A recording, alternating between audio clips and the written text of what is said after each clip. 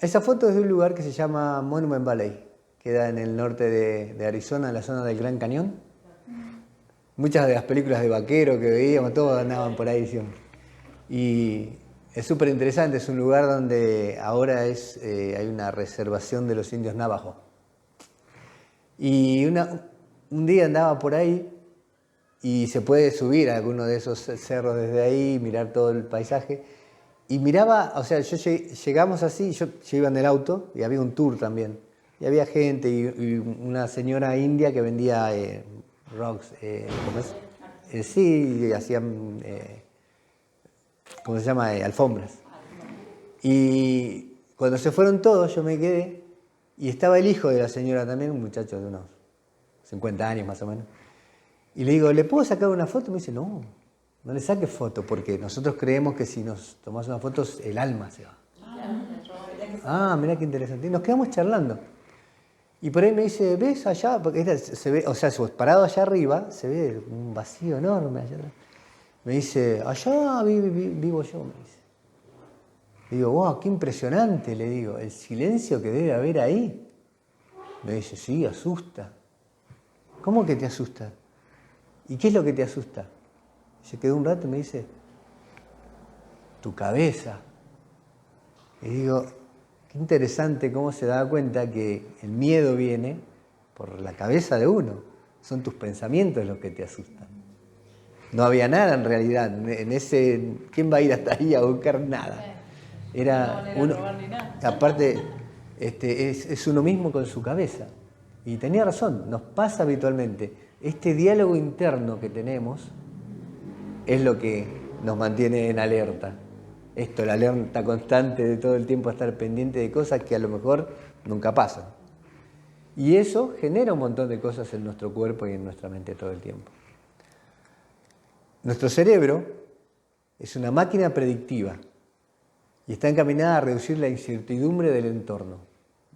Nuestro cerebro funciona todo el tiempo escaneando las situaciones, nuestro contexto y cómo estamos nosotros dentro de ese contexto para predecir y mantenernos seguros. Esa es la función que tiene. Y para eso lo que usa son neurotransmisores, hormonas, conexiones neuronales ya hechas, establecidas, que son los hábitos y las rutinas que cumplimos todo el tiempo. Para que vean, por ejemplo, esa curva es la curva del cortisol. Si ven los horarios del día, el cortisol se eleva para la madrugada, empieza a elevarse, digamos, cuando va a empezar la mañana, a las 8 de la mañana está el pico más alto, porque el cortisol es el que te activa. Entonces te genera energía en los músculos, todo para que te levantes. Y después desciende para que a las 8 o 9 de la noche ya nos podamos ir a dormir y de vuelta empieza el ciclo así para el otro día. Pero generalmente a la mañana el cortisol se eleva, naturalmente. Y el cortisol es una de las hormonas que se elevan cuando estamos en situaciones de estrés, en situaciones complicadas. ¿Qué pasa? Es natural que haya un ciclo, digamos, pero no es natural que se sostenga o que se incremente. Cada cuerpo, digamos, resiste determinada cantidad. Y otra hormona que trabaja así cíclicamente es la melatonina. A la hora de irnos a dormir, que el cortisol empieza a bajar, la melatonina empieza a elevarse para generarnos el sueño, que podamos dormir y descansar. Entonces, si ven, en los horarios, tipo después de las 8 empieza a incrementarse la melatonina para ya predisponer el cuerpo para poder dormirnos, que es una hormona necesaria para dormirse, y después a la mañana ya empieza a bajar para que cuando el cortisol se eleva, nos levantemos con energía. Entonces, sí, adelante. Ese modo de trabajar de las hormonas hace que nuestro cuerpo reaccione de determinadas maneras en el ciclo del día, que es lo que se llama el ciclo circadiano, que está relacionado con la luz del sol y del día. Entonces, en el ojo, por ejemplo, en la retina, hay células que trabajan con melanopsina, que es una sustancia que es fotosensible. Entonces, cuando detecta luz, manda la información por el nervio óptico, el quiasma óptico va a la zona supraquiasmática del hipotálamo y de ahí segregan las hormonas para que el cuerpo esté alerta. Bueno, ya es de día, hay que levantarse. Y así es como funcionamos. Entonces es todo cuestión de percepción muchas veces, ¿sí? La misma situación puede ser vista de distinta manera por cada uno. Por ejemplo, cuando los papás tiran el nene así un poquito, para el papá está ahí nomás, para el chico ya está a una altura más grande y la madre de lo ve como que se va. Claro, claro. Y yo me acuerdo cuando veo esto, porque había el hijo de un amigo mío que yo, bueno, hoy es grandote así, ¿no? Pero cuando era chiquito lo tiraba y me acuerdo que la vez que lo tiré así, se asustó muchísimo él. No estaba muy lejos de mí, pero seguramente él vio como que estaba realmente muy lejos. Entonces, claro, todo es función de la percepción que tenemos, no de la cuestión en sí de lo que pasa a nuestro alrededor o de los acontecimientos. La madre siempre va a ser... Ese se le va a caer. O sea, la luna lo mandó. Ven, por ejemplo, ese rostro, uno lo ve y dice, qué emoción, ¿qué le está pasando?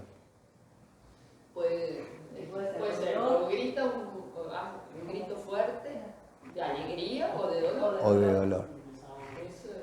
Entonces, para poder definirlo, siempre, en todas las situaciones, necesitamos el contexto. Porque más allá de que la cara tiene un montón de expresiones que nos están diciendo algo, hay que juzgarlo todo en el contexto.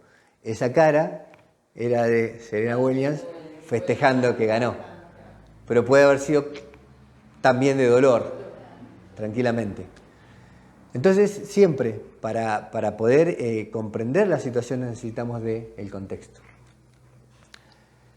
Y para eso tenemos que fijar nuestra atención. Y la atención es un sistema bastante complejo que también requiere de otros procesos internos y que tiene que ver con el estado de alerta. Uno puede prestar atención cuando está en alerta, erguido, predispuesto. Si está medio dormido, con sueño, no puede prestar atención. Por más que lo intente, no te permite. La orientación, que es todos los estímulos que llegan a nuestro cuerpo, ¿sí? En este caso ahí muestra los 5 sentidos, por ejemplo, a través de la vista, el tacto, el oído. Y toda esa información es la que nos puede distraer de algo o mantener el foco de atención. Si ahora, por ejemplo, ese colectivo que arrancó choca en esta pared, plum, y nuestra atención se va ahí inmediatamente, y además de eso, se eleva nuestro cortisol por el peligro. Entonces toda esa situación, digamos, cambiaría el estado de nuestro cuerpo en este momento. El cerebro está atento a todo eso, todo el tiempo, juzgando las situaciones. Y la atención ejecutiva, que tiene que ver con las interferencias cognitivas que a veces aparecen. Por ejemplo, en el cuadro ese te muestra, si yo te pregunto, bueno, tenés que decirme los números más grandes. Sería muy sencillo si no fuera porque a veces un número menor aparece de tamaño más grande. Entonces ahí como hay un cruce cognitivo entre el concepto de grande como número y grande como tamaño físico del número. ¿Sí? Demorarías un poco más en decirlo que si tuvieran todos los números iguales y decir este es más grande, más grande, más grande. O, por ejemplo, si queremos resolver un problema de química con fórmulas físicas. Hay un problema de funciones ejecutivas mezcladas ahí. Entonces, esos 3 subprocesos, digamos, hacen a que podamos tener mayor o menor grado enfocada la atención. Además, para que tengamos en cuenta, el cuerpo toma referencia no de los 5 sentidos, sino de 7 sentidos. Y los 7 sentidos son los estereoceptivos, que es esto, el olfato, la vista, el gusto, el oído y el tacto. Y tenemos un sentido interoceptivo que le está diciendo al cerebro a través de aferencias todo el tiempo cómo están nuestras vísceras, cómo está latiendo nuestro corazón, cómo está el proceso digestivo. Está todo el tiempo tomando en cuenta de absolutamente todo. Y la propiocepción, que es el cuerpo sabe dónde está cada una de nuestras extremidades, si estamos erguidos, si nuestra cabeza está torcida. Y esa información está también estimulando zonas del cerebro todo el tiempo. O sea, no descansa nunca el cerebro. Inclusive cuando creemos que descansa, que nos vamos a dormir, es cuando también trabaja un montón. ¿Y qué pasa? Todo esto afecta a nuestra capacidad de atención. Si, por ejemplo, estamos muy interesados en aprender algo, pero tenemos, no sé, en el caso de las mujeres, un dolor de ovario, o te duele la cabeza y no podés atender, porque interoceptivamente, si te acabas de golpear la mano, estás sintiendo el dolor, no podés atender, te va a distraer el foco de atención. Ahora, hay modos de trabajar para que más allá de un dolor o lo que sea, vos puedas concentrarte en algo o puedas aplicar lo que es, por ejemplo, el mindfulness, la atención plena. Pero tengan en cuenta esto, todo el tiempo, todo, tanto lo externo como lo interno de nuestro cuerpo, nos está invadiendo y peleando por nuestra atención. Por eso, para enfocar nuestra atención en algo, tenemos que hacer un esfuerzo cognitivo. Se habla se usa como metáfora, digamos, esto del jinete montando el elefante, de cómo funciona nuestro cerebro. El elefante, en este caso, sería todo el sistema límbico, que es la parte subcortical del cerebro, donde están, no sé, el tálamo, la hipófisis, el hipotálamo, la amígdala, que es fundamental, y el hipocampo, que es el órgano de la memoria. Y las memorias son importantes porque guardan, digamos, registro de qué es peligroso y qué no es peligroso. Y activa la amígdala, que es la que va a desencadenar a través del hipotálamo y la hipófisis todas las hormonas necesarias para ponernos en acción y ponernos en situación de pelea o huida. Y esas zonas subcorticales de respuesta muy rápida, porque es la que nos va a salvar la vida. Si estamos a punto de cruzar la calle y viene un colectivo a toda velocidad, no podemos estar, creo que por mi izquierda está llegando un colectivo. No, saltá, te tenés que salvar. Entonces tiene que ser inmediato. Después resultó que era una sombra y no era un colectivo. Bueno, no importa, me salvé. Si hubiese sido un colectivo no la contaba.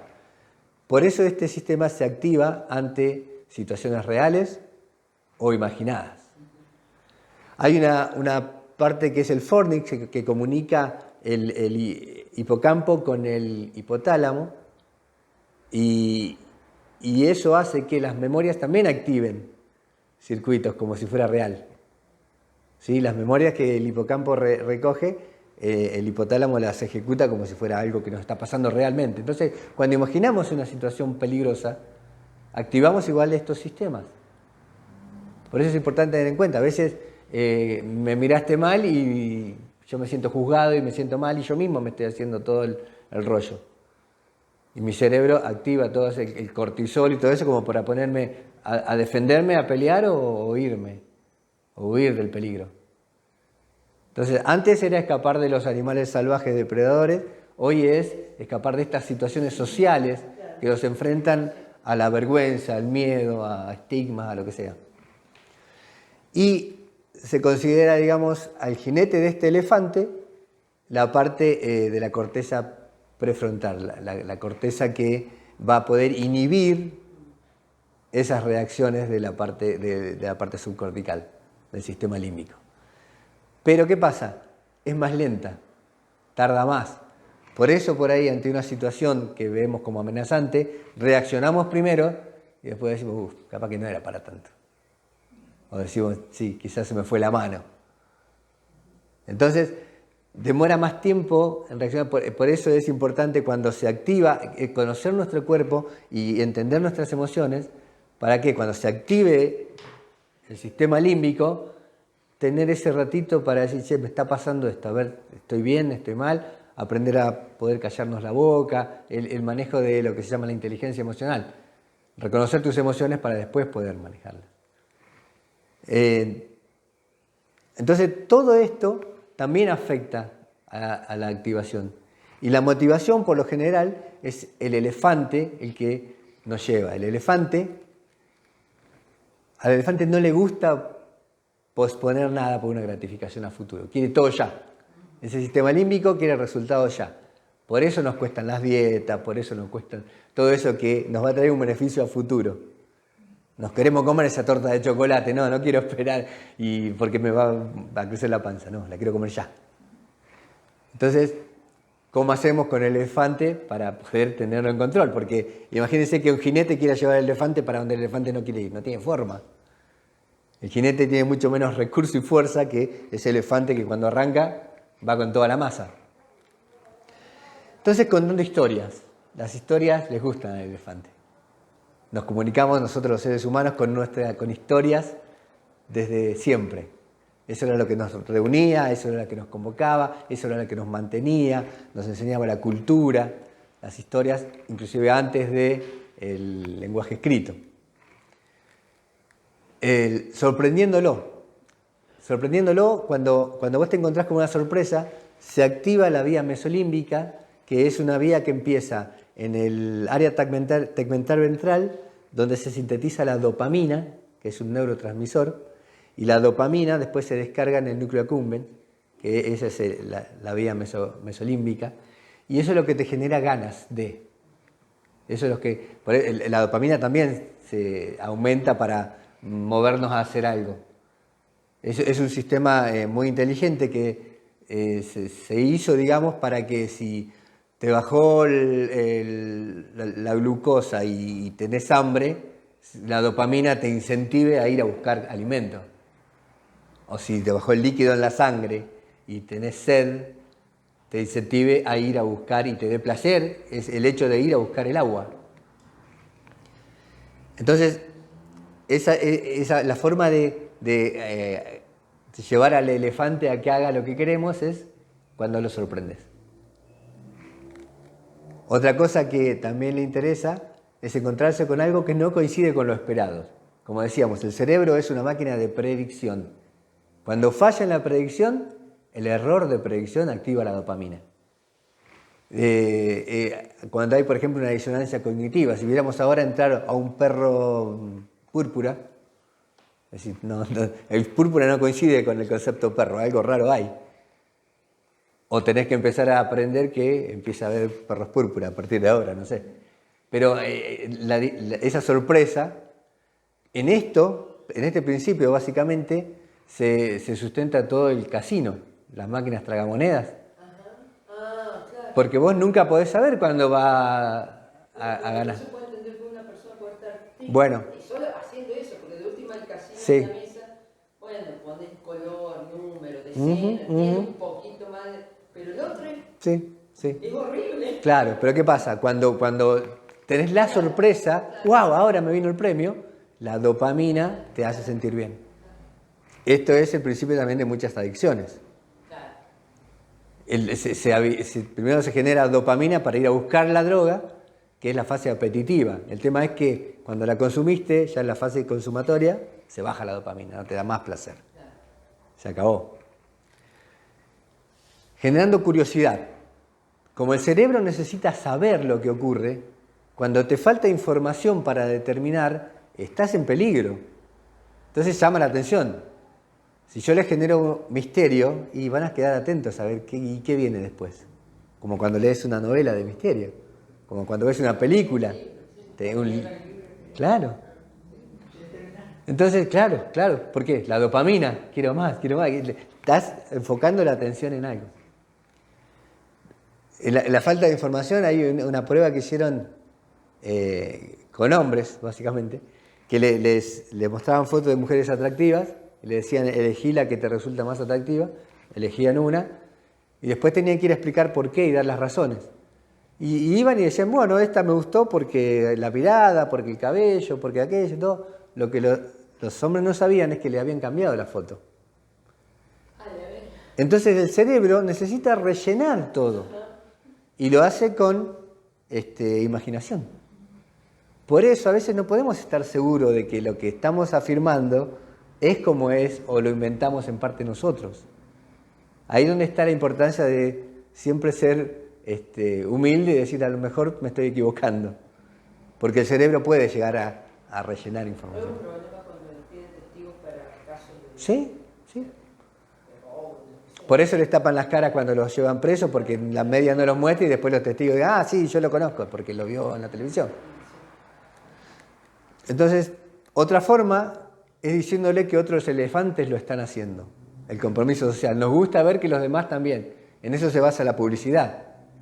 Ya miles compraron esto, ya todo el mundo está comprando esto y vos vas y lo comprás porque todo el mundo lo compró. Y una porquería que por ahí ni te sirve después para nada, pero bueno, como todo el mundo la compró, hay que comprarlo. Capaz que no lo compró nadie, pero lo hacen para que la gente compre. Por supuesto. ¿Por qué? Porque la atención tuya va a ir enfocada, si todos están haciendo esto, a ver por qué. o todos están yendo a tal lugar. Cuando son los que hacen así es porque no venden, entonces largan esas promociones espectaculares, entonces toda la gente... Sí, no, ya lo compraron 2 millones. Y capaz que no, o por ejemplo cuando te dicen para inscribirte, quedan los últimos vacantes, apurate porque te quedas sin lugar y capaz que... Claro, ya está vacío. Entonces, psicológicamente... Exacto, el principio de la escasez.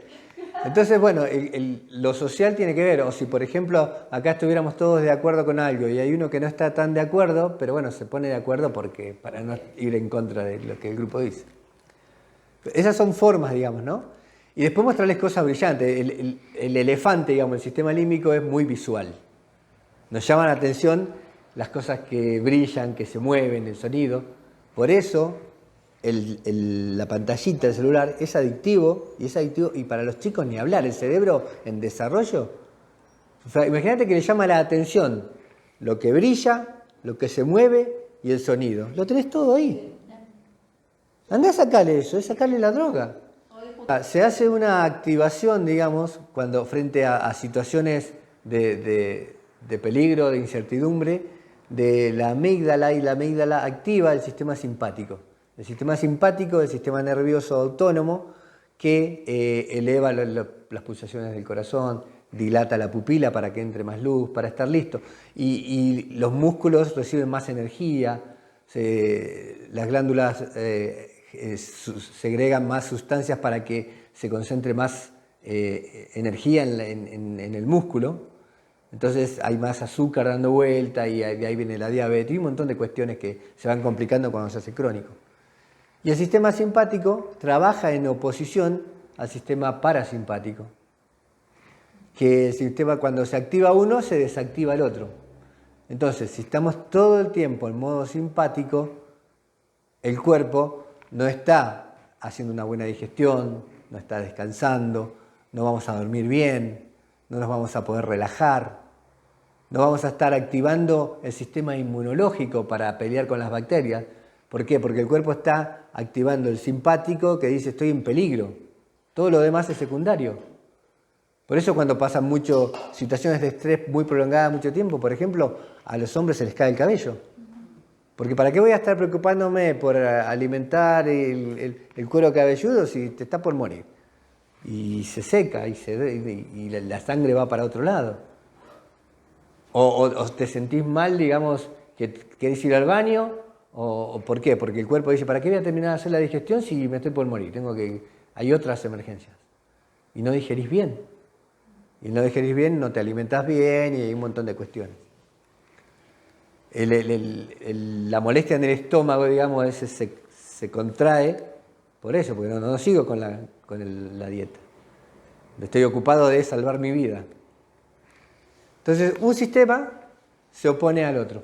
Son complementarios. Y la idea es que con la meditación y con el mindfulness y todo eso podamos ayudar a activar el sistema parasimpático que nos permite la restitución del cuerpo. Después también entran las emociones. Las emociones afectan, digamos, el sistema límbico y son, por ejemplo, cuando tenemos emociones positivas que nos hacen sentir bien y estamos en ámbitos de aprendizaje, en confianza con gente que nos gusta, aprendemos y recordamos y fijamos esa memoria.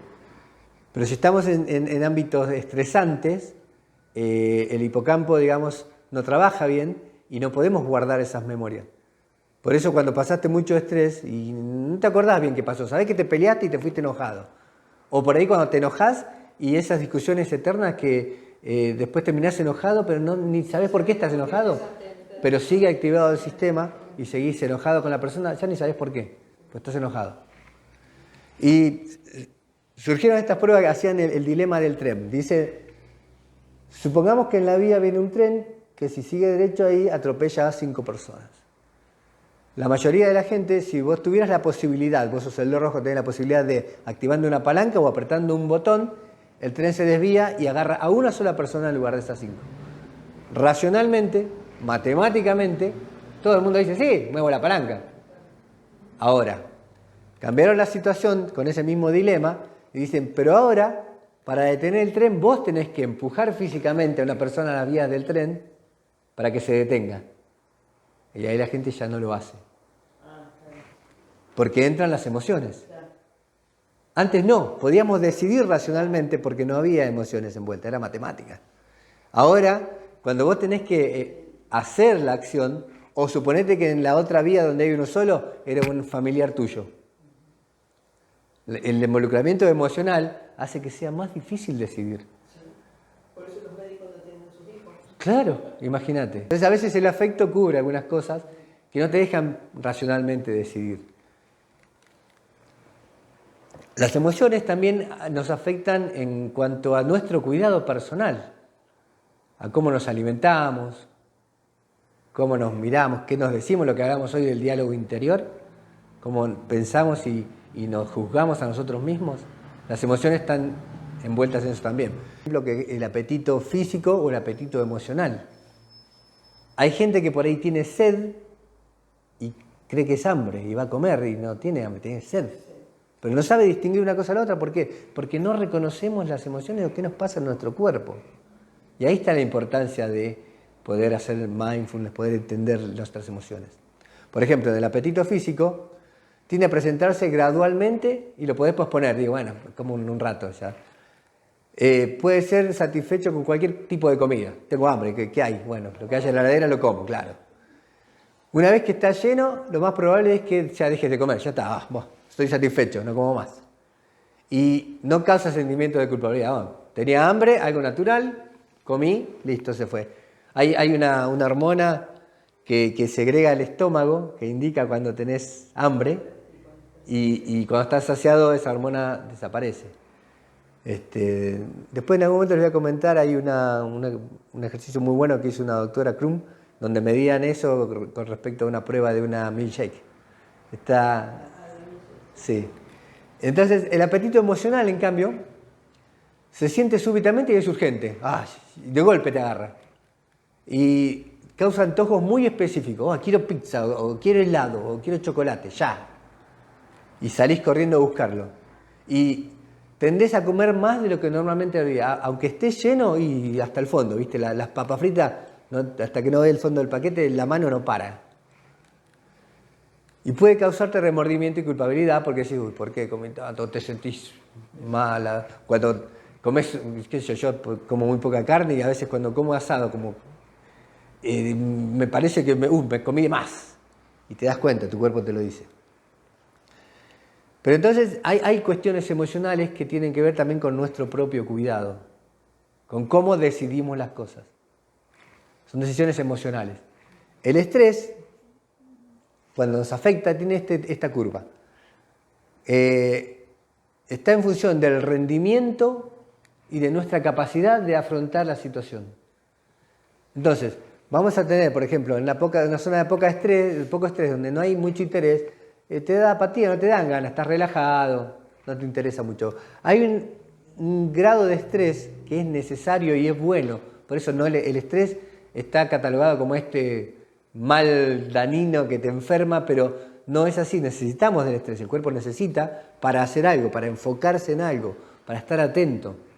Entonces hay una zona donde el aumento de estrés, de la situación que nos enfrenta a una situación de estrés, está bueno. Por ejemplo, si tengo que estudiar para un examen, tengo miedo que me vaya mal, ese miedo me genera estrés y ese estrés me sirve para enfocarme y estudiar. Entonces está bueno hasta cierto grado. Ahora, cuando pasás de ese límite y sigue el requerimiento de estrés, ya empezás a cansarte, el cuerpo empieza a fatigarse porque está sosteniendo una situación de estrés durante mucho tiempo y después ya se generan crisis, digamos. Porque el rendimiento tuyo, a medida que sigue la demanda, ya va a ir decreciendo. Vas a rendir menos. Por eso cuando estás trabajando, por ejemplo yo el trabajo que hacía de servicio técnico, estábamos con una máquina que estaba en la línea de producción parada. Tenías que arreglarla y después de cierta cantidad de horas, andá a descansar porque no hay forma. Tú empezás a dar vuelta a los mismos pensamientos una y otra vez, no se te ocurre nada nuevo, no sos creativo, te perdés detalles que tendrías que ver y no podés arreglarla. Entonces andá a descansar, después seguí, por más urgencia que haya. ¿Qué pasa? En muchas situaciones laborales la gente se mantiene en esa zona donde rinde poco y se lastima mucho. ¿Sí? Otra forma de mirarlo es así, lo que se llama el grado de estrés óptimo se le llama eustrés, que es el estrés necesario para que funcionemos, que tengamos una actitud positiva, con vitalidad, energía, optimismo, que podamos enfocarnos en algo, prestar atención. Esa zona de estrés está buena. Ya cuando te pasas, empieza a ser distrés. Ese es el que te daña sostenido en el tiempo. Te sentís irritable, te cansás, te puede generar depresión, insomnio, falta de concentración, miedo constante. El distrés, digamos, mantenido es lo que daña la salud física y mental. Y puede aparecer en forma de un ACV, un tema cardíaco, hasta los tumores, digamos, están relacionados a veces con problemas de sostener mucho la persona en situaciones de estrés. Y el estrés puede ser real o imaginado. O sea, a veces se somete uno a situaciones de estrés innecesariamente. No, y mi jefe me carga de trabajo. Y si tu jefe te carga de trabajo, decirle, flaco, hasta acá llegué, no puedo más. Y ahí viene la importancia de reconocerse y saber cuando uno está llegando a esos límites y poder decir, pará, no puedo. No es que no quiera, no puedo directamente. Exacto. Entonces, para combatir el estrés, digamos, está bueno divertirse. Eso genera neurotransmisores que te hacen bien, te liberan, por ejemplo, estaría bueno en el trabajo divertirse, no tomárselo tan en serio, porque de todas formas es parte de la vida, no es la vida. Comer saludable, por lo menos 5 días a la semana, te puedes dar días de permitido, pero todos más o menos sabemos qué comidas son saludables y cuáles no. Los alimentos muy procesados, las grasas desaturadas y todo eso es malo.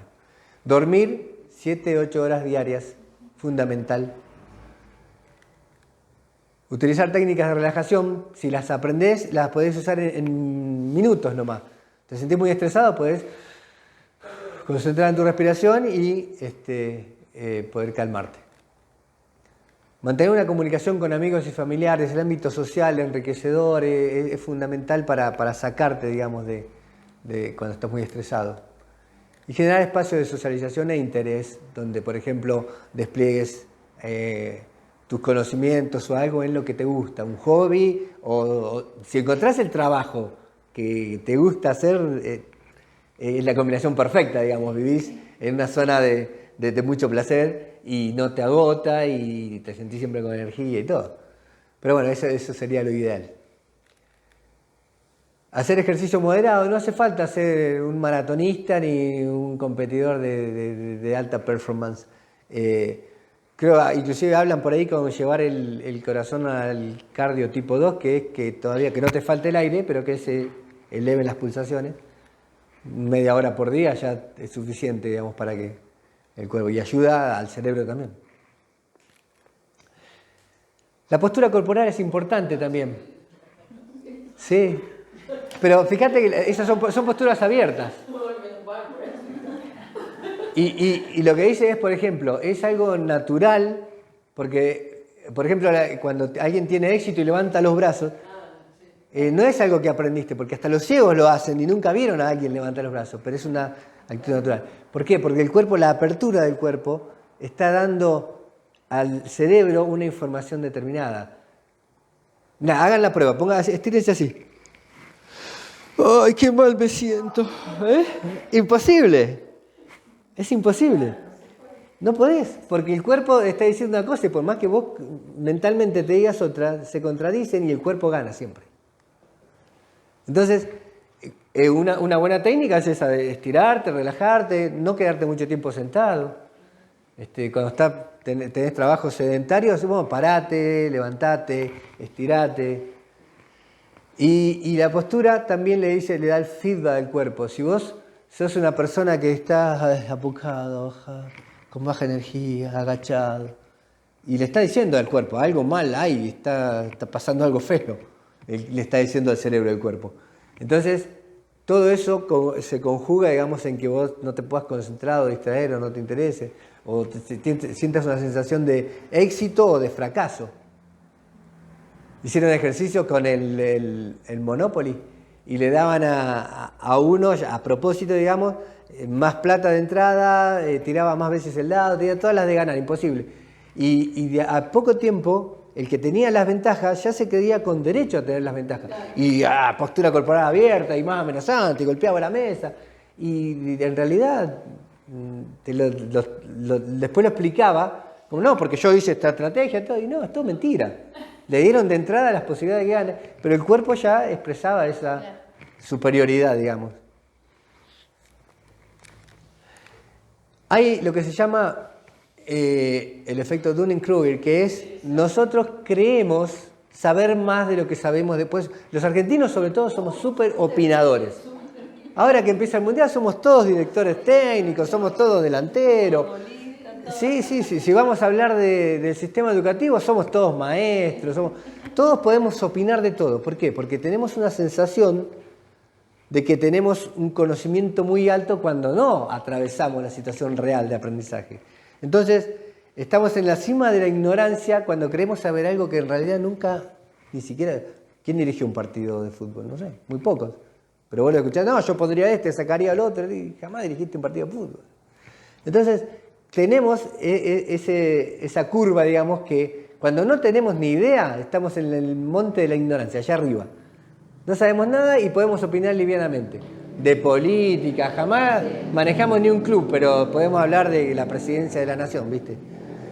¿Y qué pasa? Cuando de verdad empezamos a transitar el camino y nos vamos a dar cuenta de que hay muchísimas cosas que ignorábamos y se va a bajar ese nivel a un valle de desesperación. Decía acá, no sabía nada de todo esto. Y después lo empezás a transitar aprendiendo, capacitándose, aprendiendo de las experiencias, contactándote con gente que sabe, y vas transitando ese camino hasta llegar a una meseta de aprendizaje. Esta es una curva natural y los argentinos siempre, lástima que nos quedemos acá en la de la ignorancia, ¿no? Porque es más, si no sé, no quiero saber, no me digas que no sé. Haceme creer que sé. Así que es súper interesante porque creo que se aplica a la vida. Y tiene que ver con esto. Primero, creemos, meditar, sí, yo ya me doy cuenta que es meditar todo, pero si no lo hiciste nunca, hasta que no lo haces, no te das cuenta de las dificultades que tenés.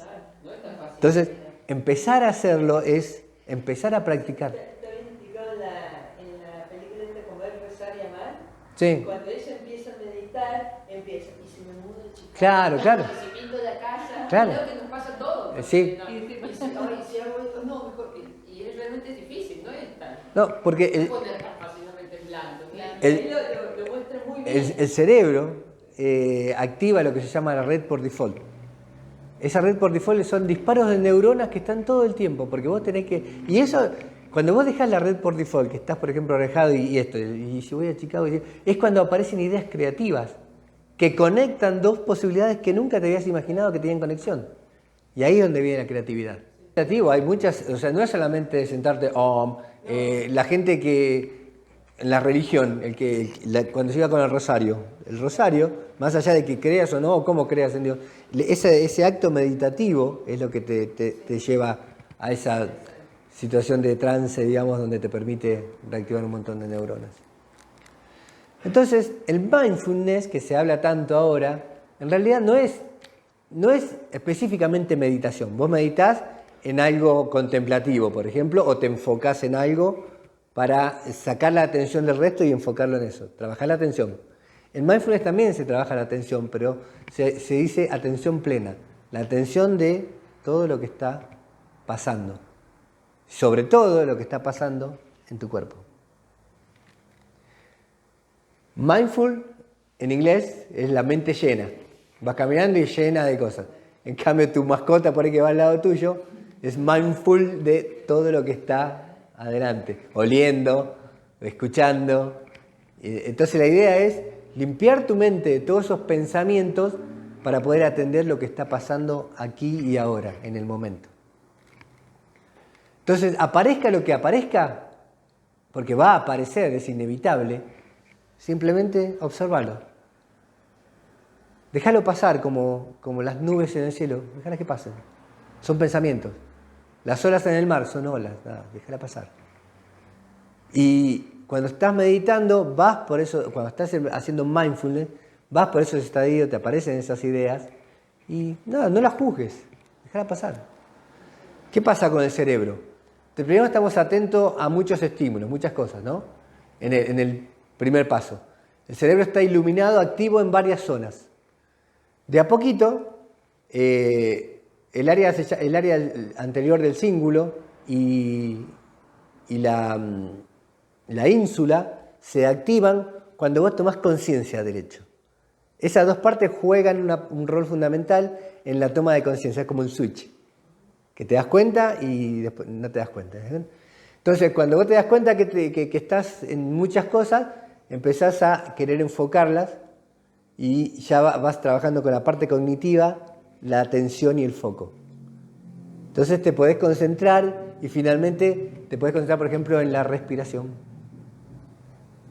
Ahora, ¿qué pasa? Inevitablemente el cerebro va a seguir laburando y te va a sacar de nuevo. No pasa nada. Volvés de nuevo, me di cuenta, la ínsula, y volvés, hasta que con la práctica, con el tiempo, no te va a costar. Y va a ser sencillo hacerlo.